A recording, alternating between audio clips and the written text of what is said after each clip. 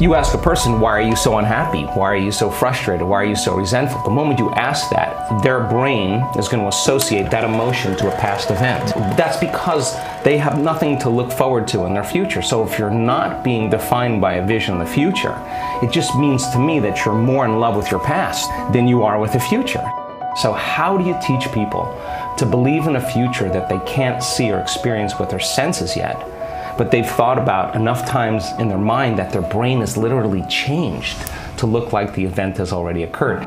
Yeah, we do this naturally as young children in our front driveway, and we're bouncing the ball, or we're playing on a sport in the park, and it's like, okay, well, and kids do this. They say, okay, well, who are you going to be? And I'm going to be Wayne Gretzky, or I'm going to be Michael Jordan, or like whatever the sport is, or I'll be Lionel Messi and you be Cristiano Ronaldo. And it's because we go to that place in our head of what could I do if I wasn't whatever you perceive yourself as right now. Because we all have this sometimes destructive narrative on what we think that we can and cannot do. When I'm saying purpose, I think it's about defining your goals, defining what the life you're trying to build is, and having a real model for what you're doing. If you're doing this thing because it means something to you and you know exactly what success looks like for you, you want to make sure that you're not comparing yourself to other people. You want to compare yourself against the progress you've made. I can't find love because my mum preferred my brother. I can't be a success because I never went to university. I can't speak in public because I blush. And without understanding, when you describe why you can't, you keep it going. If you keep talking about the symptom, your mind keeps it alive, because whatever you focus on, you get more of. All addiction, whether it's drugs, alcohol, sugar, sex, shopping, come down to the same thing. Say it's down to childhood trauma. Trauma as being either a bad thing has happened to you or not enough good things have happened. And so we all start now living into the future. And I can't wait till I'm 15, 17. And then you look at what adults do and they're like, oh, as I grow older, apparently I get more serious and I get more pragmatic and I get more practical. And so all those things that I was doing as a kid were childish. Let's leave those things alone. And then we move away from those things, those traits, those qualities, those abilities that actually helped us develop really rapidly, find ourselves more quickly, because we perceive it as being childish, and yet they were the very things that helped you do difficult things and challenging things, like learn how to ride a bike, learn to associate with other people, a parent, an adult, someone else in society. How do you teach a person to select a new possibility in their future and begin to emotionally embrace that future before it's made manifest, to such a degree that their body, as their unconscious mind, is believing it's living in that future reality in the present moment, and they're signaling new genes and new ways ahead of the environment. Now, till their body begins to change to look like the event has already occurred. But for many people, they need more. They need you to go back and unpick their story. Why do you do what you do? What happened to you? In understanding why, for most people, that's their aha moment.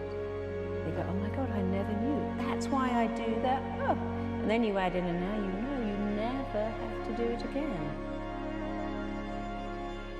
If we don't feel whole in ourselves, right? If we feel that there's a bit missing, we will try to fill that with other things, whether it's sugar, whether it's booze, whether it's shopping. We will use other things to give us that buzz. And as we feel more complete, and this is how I feel I'm going on this journey, as I start to understand myself and let go of these negative emotions, I just feel those compensatory behaviors I'm no longer adopting, not because I'm actively trying not to do them, but because it's no longer serving me. You walk up that canyon, or you're in the wilderness, or you're standing next to the ocean, and you're just experiencing the present moment. You're not thinking about how amazing you are, and you're not thinking about how worthless you are either. I think asking yourself questions, like I'm asking yourself tough questions, like, who am I? What kind of person do I want to be? Is this the right thing to do? Pausing for a second instead of just reacting emotionally all the time is a way to kind of get out of that self-absorbed cycle. It's that you have equipped yourself with mental tools skills that are going to help you walk that with a heck of a lot more courage, grit, perseverance, and a playful mind. Because the playful mind is that golden key that finally unlocks the door into zone and flow state. I've just seen it thousands of times.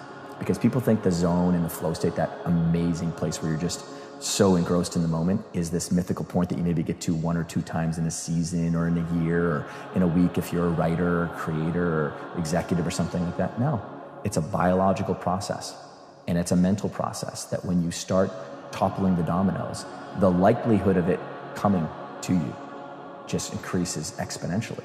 This intelligence that lives within you and I that's governing everything material in this world, it's a self-organizing intelligence. You have access to it, so you better get present with it as well as you can get present with anything else. And just because you can't see it doesn't mean it doesn't exist. That realm you can't experience with your senses. You can only experience with your awareness. If I make it, I might get rejected. If I find love, they might leave. If I make all that money, people won't like me anymore. So you've got to smash out of the ballpark the fear of rejection. Always aware that somebody's going to go, I hate your book. I don't like it. I'm like, oh, that's okay. They can't reject me. They might reject my book. Most people happen to love them. But to get anywhere in life, you have to get over the fear of rejection. Even these small steps that people take they're starting to show themselves a bit of self-respect. They're starting to help themselves feel complete. Oh, I can do this. I didn't think that I was good enough to strength train. I didn't think I was the kind of person who could work out. Well, hold on a minute. Now you've been doing it every day for 6 months. I've got more energy. I can see the tone of my body improve. This feels great. What else can I achieve? Small things, when done consistently, lead to bigger and bigger things. People have to take their attention off their bodies and go from a somebody to a nobody. Take their attention off the people in their life and go from that they identify with and go from a someone to a no one. Take their attention off the things in their life, their cell phone, their computer, their car, and go from something to nothing. Take their attention off where they sleep, where they work, where they're sitting, and go from somewhere to nowhere. Take their attention off the predictable future and the familiar past and time and go from some time to no time. Trying to actually be grateful for what you have, things that you would have killed like a year earlier to have. As soon as you have them, all of a sudden you think about how they could be better. And gratitude is incredibly important, not just because it's what you owe other people, but it makes you appreciate what you have versus focusing on what you could have or don't have, which are egotistical things and also recipes for misery. You know, because the brain, when you're experiencing something that's new, will go to a place of, it'll look for pattern. If it can't find it, it'll go to a default mode of however you normally respond in a situation. So if you're a shy, nervous person, you're going to show up now shy and nervous. Someone that you've always wanted to connect with, but you don't go up and introduce yourself, or you're in the boardroom and there's an opportunity for you to say something with a great idea, but then you don't because you're concerned about what everyone else is going to think of you. So you had the capability, but it didn't get out. Has changed. Abundance means abundance to me has changed. Abundance means I have more than I need. Like way more than I need. I know how to create. So if I have way more than I need, and I know how to create it, so now take it. I'll create more of it. So now you're no longer holding on in scarcity. Some people lack the courage to live the life they want and live only as they have begun. Right? So that's that people lack the courage to change, to do abrupt changes, especially as they get later on in life. And so I think just because you're good at something or just because you've done it for a long time is not necessarily a reason to continue that thing. But you see, the mind listens to everything you say. The mind is always switched on and it records everything and it never forgets. So when you feel enough, your life is so different to when you feel not enough. Wealthy people that have created a lot of wealth in this work, they want to give back. They want to make a difference. And I think that that's how we're innately wired. I think we're all innately wired to care for one another, to make a difference. In the living organism, our community, we heal one another. That's what we do. We inform one another. We encourage one another. We support one another. We shine for one another, not to outshine another person, to shine to show them that they can shine. And that to me is super healthy.